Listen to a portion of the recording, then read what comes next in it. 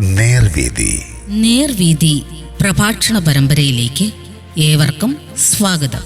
സുവിശേഷകൻ കുഞ്ഞുമോൻ തോട്ടപ്പള്ളി ഇപ്പോൾ നിങ്ങളുമായി ദൈവവചനം പങ്കുവെക്കുന്നു. ശ്രദ്ധിച്ചാലും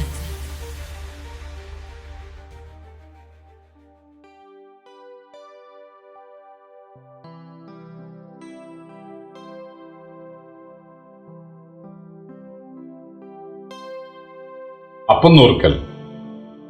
ദൈവനാമത്തിന് മഹത്വമുണ്ടാകട്ടെ. അപ്പോസ്തലപ്രവൃത്തികളുടെ പുസ്തകം 2-ാം അധ്യായത്തിന്റെ 42-ാം വാക്യം ഞാൻ വായിക്കുന്നത്. ശ്രദ്ധിച്ചാലും അവർ അപ്പോസ്തലന്മാരുടെ ഉപദേശം കേട്ടും കൂട്ടായ്മ ആചരിച്ചും അപ്പം നുറുക്കിയും പ്രാർത്ഥന കഴിച്ചും പോകും. ഇതിൽ അപ്പം നുറുക്കൽ എന്നുള്ളതാണ് ഇന്ന് നാം ധ്യാനിക്കാനായിട്ട് ആഗ്രഹിക്കുന്നത്. നിർഭാഗ്യവശാൽ ഈ അപ്പം നുറുക്കലിനെ ഒരു യാഗമായിട്ട് കണക്കാക്കി യൂദ 30 വെള്ളിക്കാശിനെ യേശുവിന് ഒറ്റിക്കൊടുത്തതുപോലെ ഇതിനെ ഒരു ബിസിനസ് ആക്കുന്ന ആളുകളുണ്ട്. ഇവരത്തൊക്കെ കുർബാന പണം എന്ന് എഴുതി വച്ചിരിക്കുന്നത് കാണുമ്പോൾ ദുഃഖം തോന്നുകയാണ്. പ്രിയപ്പെട്ടവർ, ഇത് പണത്തിന് വിൽക്കേണ്ട ഒരു കാര്യം അല്ല. യേശു തങ്കിലെ ചോര ചൊരിഞ്ഞു ദേഹമാസകലം അപാരചൂടം പ്രതിയേറ്റ് അവസാനം നമുക്ക് വേണ്ടി യാഗമായി. ആ ഓർമ്മയാണ് നമ്മൾ കൊണ്ടാടേണ്ടത്. പെസഹയുടെ ദിവസം, പെസഹ എന്ന് പറയുമ്പോൾ അതായത് അബീബ് മാസം 14-ാം തീയതിയാണ് പെസഹയുടെ ദിവസം. അപ്പോൾ അന്ന് പെസഹയുടെ അന്ന് എനിക്കൊരു കാര്യം ഞാൻ പറയട്ടെ. യേശു പെസഹയുടെ ആ സമയത്താണ്, പെസഹ കുഞ്ഞാട് കൊല്ലപ്പെടുന്ന ആ സന്ധ്യായാഗ സമയത്താണ് യേശു കൊല്ലപ്പെട്ടത്. എന്നാൽ യേശു പിറ്റേന്ന് മരിക്കാനിരിക്കുന്നത് കൊണ്ട് തലേദിവസം ശിഷ്യന്മാരുമായിട്ട് പെസഹ കഴിച്ചതാണ്. എന്നാൽ യേശുവിനെ പിടിച്ച ആളുകൾ അവര് പീലാത്തോസിന്റെ കൽത്തളത്തിൽ ചവിട്ടാതിരുന്നത്, പ്രജാതിയുടെ കൽത്തളത്തിൽ ചവിട്ടാതിരുന്നത് പോയി പെസഹ കഴിക്കണം, അവിടെ ചവിട്ടിയാൽ അവർ അശുദ്ധരാകും, അതുകൊണ്ടാണ്. അപ്പോൾ പെസഹ എന്ന് പറയുന്നത് വെള്ളിയാഴ്ചയാണ്, പെസഹ വ്യാഴാഴ്ച എന്ന് പറയുന്നത് തെറ്റാണ്. യേശു വ്യാഴാഴ്ച ശിഷ്യന്മാരുമായി പെസഹ ഭക്ഷണം, പെസഹ ഇരുന്ന് കഴിഞ്ഞത് താൻ പിറ്റേ ദിവസം മരിക്കാനിരിക്കുന്നത് കൊണ്ടാണ്.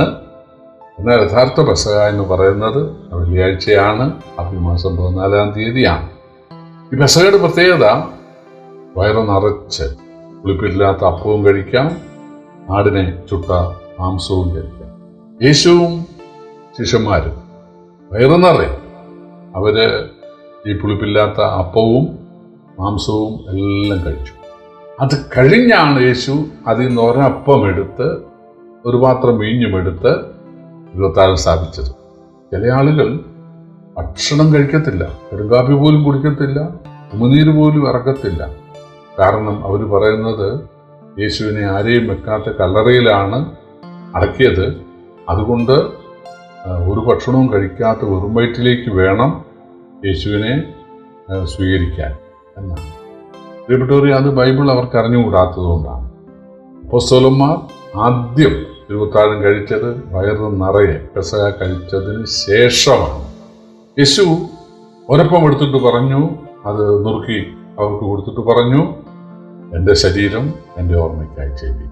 അങ്ങനെയെങ്കിൽ ഓരോ പ്രാദേശിക സഭയും ഒരപ്പം ആണ് എടുക്കേണ്ടത്.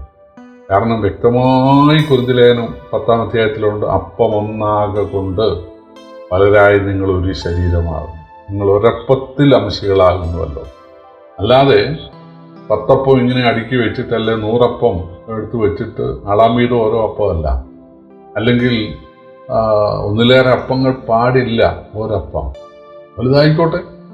അതായത് യേശുവിന്റെ ദേവാലയത്തിലെ അല്ലെ സമാഗമന കൂടാരത്തിലെ മേശപ്പുറത്ത് കാഴ്ചയപ്പം ഉണ്ടായിരുന്നു. അത് 6 എണ്ണം വീതം, 2 അടുക്ക, 12 എണ്ണം. ഓരോ അപ്പവും 2 അടങ്ങഴി മാവിൻ്റെയാണ്. നമ്മുടെ നാട്ടിൽ 1 അടങ്ങഴി മാവ് കൊണ്ട് 50 ദോശ ഇടാം. എന്നാൽ 2 അടങ്ങഴി മാവിൻ്റെ ഒരപ്പം, അങ്ങനത്തെ 12 അപ്പം. അതാണ് ഒരാഴ്ച മുഴുവൻ ആ മേശപ്പുറത്ത് വയ്ക്കേണ്ടത്. ശബത്തിന്റെ ദിവസം അത് മാറി പുതിയത് വെക്കണം. ആ അപ്പമാണ് ദാവീദും കൂടെയുള്ള ആളുകളും പുരോഹിതനെ സമീപിച്ചിട്ട് വാങ്ങിച്ച് കഴിച്ചത്. അപ്പോൾ കുറേയധികം ആളുകൾ കഴിക്കാനുള്ളത് അതുണ്ട്. അപ്പോൾ ഒരു പ്രാദേശിക സഭയിൽ ആളുകൾ കൂടുതലാണെങ്കിൽ വലിയ അപ്പം ഉണ്ടാക്കുക, പക്ഷെ ഒരപ്പമേ പാടുള്ളൂ. ചില ആളുകൾ ഈ മുറിച്ച ബ്രെഡൊക്കെ കൊണ്ടുവന്നിട്ട് കുറേ പീസുകൾ, അത് ശരിയല്ല. പിന്നെ കുറേ ചപ്പാത്തി അടുക്കി വയ്ക്കും, അതൊന്നും ശരിയല്ല. ഒരപ്പം അത് യേശുവിനെയാണ് കാണിക്കുന്നത്. യേശു നമുക്കെല്ലാവർക്കും വേണ്ടി പീഡിപ്പിക്കപ്പെട്ടു, അതാണ് അത് കാണിക്കുന്നത്. അപ്പോൾ ഒരപ്പത്തിൽ നിന്ന് എല്ലാവരും കൂടെ പങ്കെടുക്കും.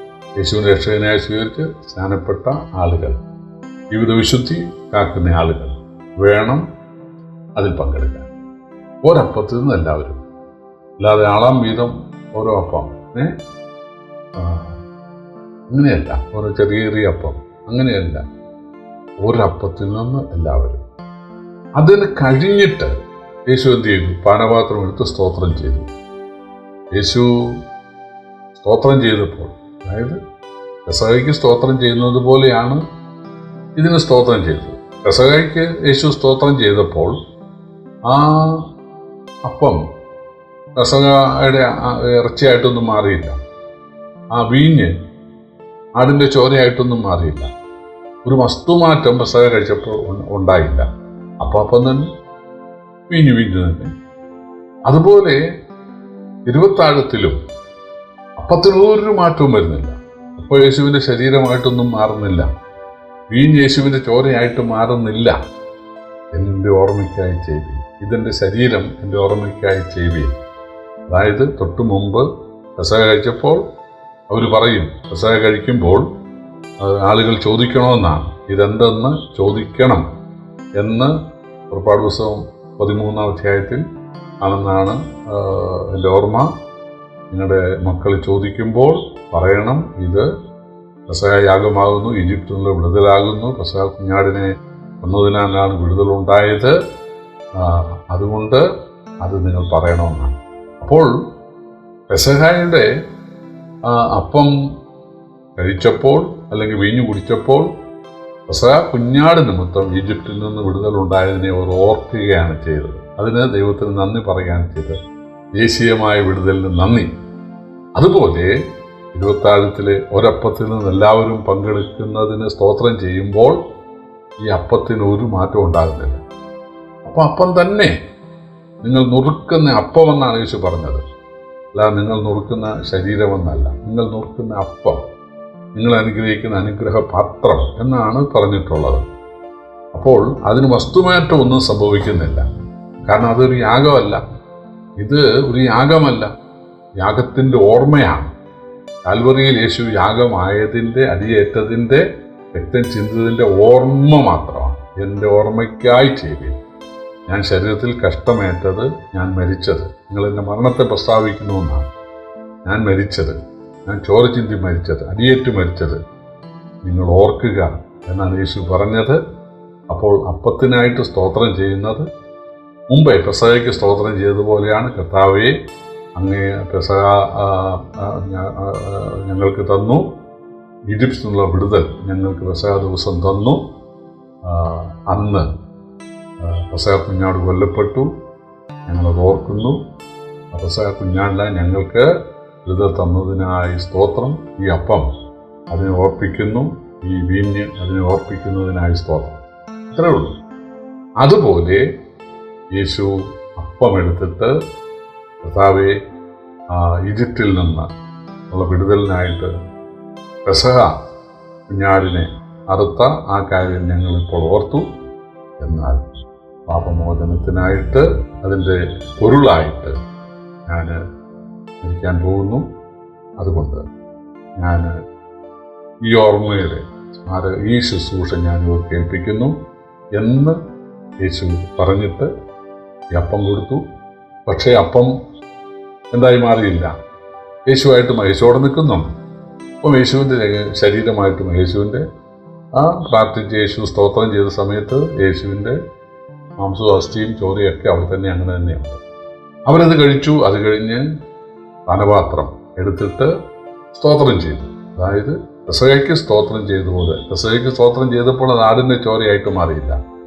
ഇവിടെയും സ്തോത്രം ചെയ്തപ്പോൾ കർത്താവേ, ഈ പാനപാത്രം തന്നതിനായിട്ട് സ്തോത്രം, ഈ ശുശ്രൂഷ തന്നതിനായി സ്തോത്രം എന്ന് പറഞ്ഞ് യേശു സ്തോത്രം ചെയ്തു.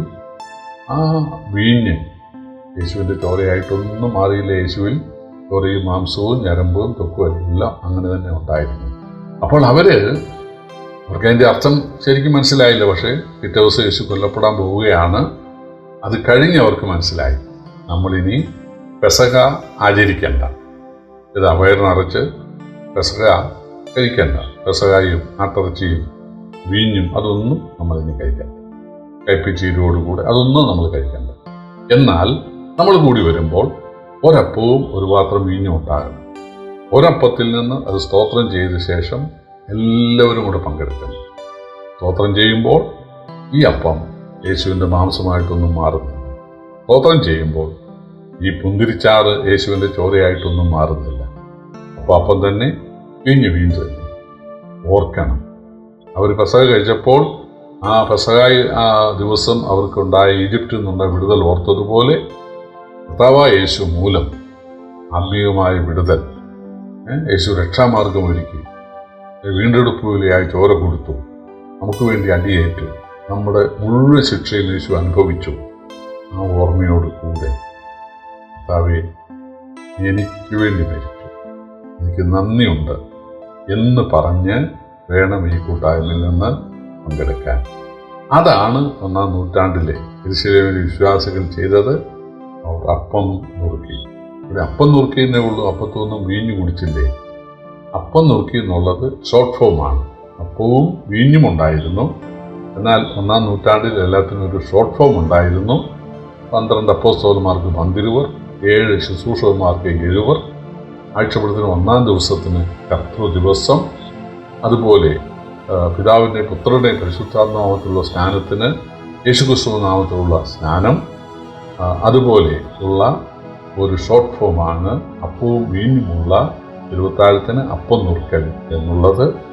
യേശുക്രിസ്തുവിനെ രക്ഷകനായി സ്വീകരിച്ച ആളുകൾ സ്നാനപ്പെട്ട ശേഷം കർത്താവ് ബന്ധിപ്പിക്കുന്ന സഭയോട് ചേർന്ന് എന്ത് ചെയ്യണം?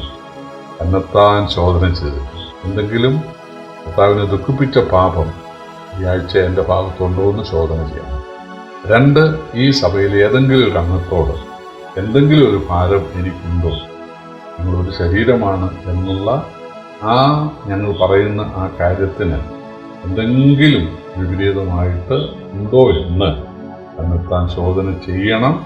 ആരോടെങ്കിലും എന്തെങ്കിലും പ്രശ്നമുണ്ടെങ്കിൽ ഒരു വാക്ക് സോറി എന്ന് പറഞ്ഞിട്ട് വേണം ഈ തിരുവത്താഴത്തിൽ നിന്ന് പങ്കെടുക്കുവാൻ. അതാണ് തന്നെത്താൻ ശോധന ചെയ്യണമെന്നും ശരീരമാകുന്ന സഭയെ ശോധന ചെയ്യണമെന്നും പറയുന്നതിൻ്റെ താല്പര്യം. കർത്താവ് നമ്മെ സഹായിക്കട്ടെ. കർത്താവിൻ്റെ വലിയ നാമം വാഴ്ത്തപ്പെടുമാറാകട്ടെ.